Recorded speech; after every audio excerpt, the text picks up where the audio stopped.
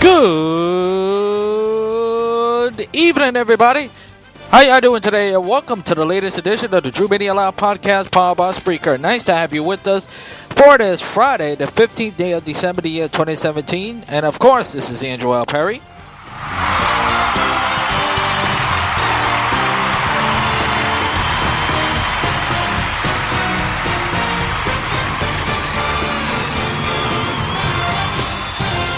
And thank you very much. As always, coming alive and at you from the busy streets of Brooklyn, New York.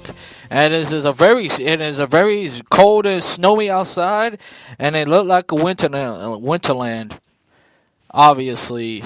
And it looked like we're gonna have a white Christmas after all, even though we're still in the fall. It's not even fall yet. That's the funny part. But nonetheless, it's great to have you aboard as I chat to you what is happening in the world of sports. We have a lot going. We have a lot of football to talk about. We have we'll touch on the big game, the game of the week, which is the Pittsburgh Steelers against the New England Patriots. We'll talk about that. We'll talk about the Giants, of course, playing the Eagles. We talk about the Raiders. We talk about the Sunday night game, the Cowboys and the Raiders. What this means for the Raiders? Will the Cowboys get back into things? And also we'll talk about the Packers and the Panthers. But before we get into anything, before I recap Thursday night football, let me just send my heartfelt congratulations. I tried to call the show, but I guess I called too late. But nonetheless, I want to give my deep congratulations, and even though the show already ended already, of deep congratulations to Mike Francesa, who stand the test of time for the last 30 years, and set the tone, as I told you yesterday, for not only for sports radio, but you could say sets a standard for sports talk in general. Because without him, without Mike and the Mad Dog, there won't be guys like me talking to you guys, passionately talking about what's going on in the world of sports, and there won't be no opinions. Because you got and Mike touch on it. You got to go back to before 1989. There was no opinionated sports talk shows. There wasn't. Or talk radio.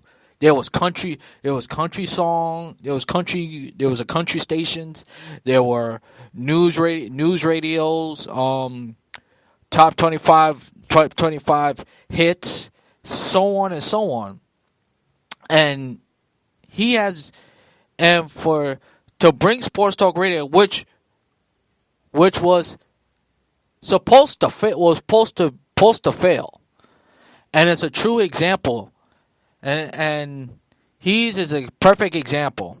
Him and Mad Dog is even though Mad Dog is still going on Sirius XM, and Mike Francesa still going on strong. It really shows you that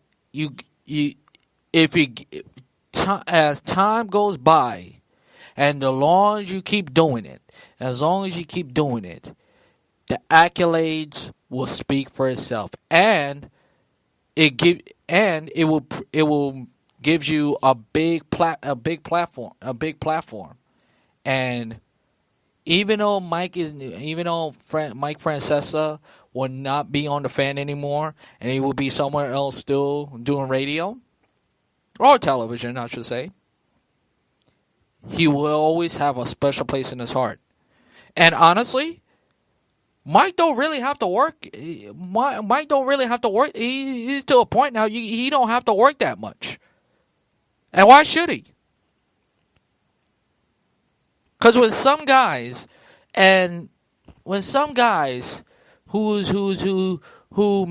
have set a landmark for their career, not only for their career, for their occupations, they stay there too long.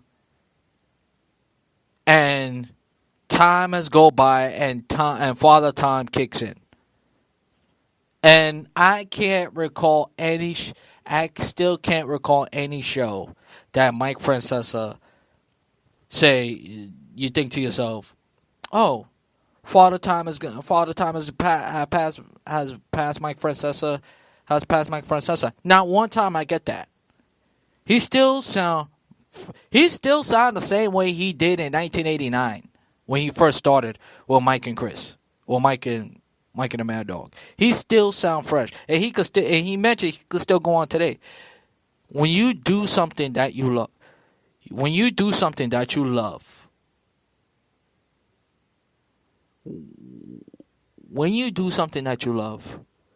you hang on to it, and you find a way to make a living out of it. And once you make a living out of it, you would never work.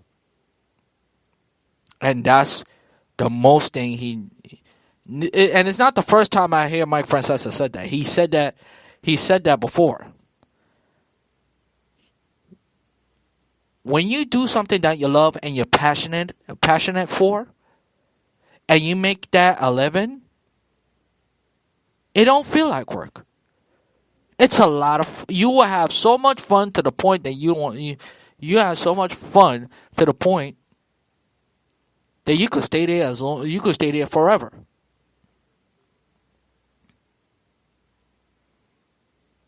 And it's hopefully someday I will have that accolades like Mike Francesa. I want to be remembered like that.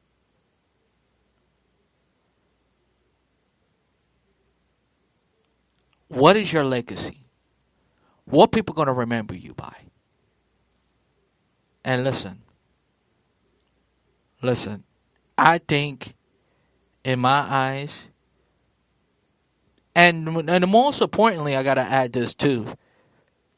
To go out, he wasn't fired. He didn't resign. You went out on top. And you know what? The perfect song I could have think of that he could have played, but give him credit, he did a phenomenal job not to. And I was expecting a tear, but I wasn't gonna expect. I didn't hear not one time that he was gonna. He had a tear in his eye, but it didn't really affect him. But he said it's gonna affect him later, like after the holiday season. But anyway, once the perfect song to cement to going away was I Did It My Way. And that's Mike Francesa did. And that's exactly what he did. He did it his way. And he did it no other way. And Mike, I will hopefully get to hear you again. Because honestly, without you, I want to create a podcast. You're one of my I admire you, and I cherish every moment that I invite you into my ear, and I listen to you throughout these years. Congratulations to everything you have done, and you deserve. Yes, I disagree with your politics. I disagree. Yes, but I want to congratulate you from the bottom of my heart, and hopefully he listened to this podcast. Hopefully, I hear from you once again. Hopefully, we get a chance to hear your voice, hear your opinions, hear your passion. Hopefully, this is not the last time we hear from you. And that's all from my friend Francesa, as his final show was on WFAN. And also, I want to say a special happy birthday to my little brother, who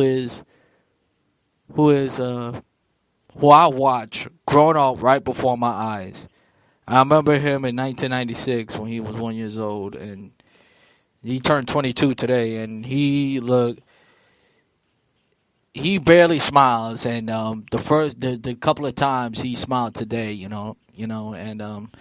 I'm very happy for him, you know, and stuff like that. Now, hopefully someday I can help. I can find. Hopefully I could buy him some beer or something like that, So I hope he's enjoying it. He's sleeping right now, so as far as I know. So I hope he had a tremendous birthday. Yeah, hopefully he's enjoying it. But anyway, enough my personal, enough getting personal. Let's move. Let's talk about a football Friday, week 15. Week 15, a lot of big games. A lot of big games this week, I should say, as we wind down we are 2 weeks away. It's hard to believe we are 2 weeks away from the NFL season come to a close. And the biggest game, and we get to the biggest game get to the biggest game in a minute. Let's recap Thursday Night Football, which, as I told you folks, this game was unwatchable. It really was. And are we surprised that Denver won this game? The answer is no. Travis Simeon was in Trevor Simeon left the second quarter. Left the game with a shoulder injury. Shoulder injury. We're not determined how long would it be, but we'll find out later on. We'll find out as the story develops. But Brock Osweiler, at one point, it was 10-0 Indianapolis. They scored first. They scored forced blood. Vinatieri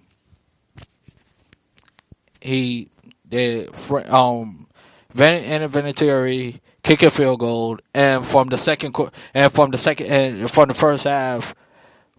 the first half it was 10-0, and then by the second quarter, second half, this game was pretty much over, as the Broncos came back and won by the score of 25-13 was the final, and they proved to 5-9 as the Colts go to 3-11, and this might be. But don't be surprised. This might be the last hurrah for as far as Chuck Pagano. Remember, Chuck Pagano a couple of years ago was a field goal story. He came back. He came from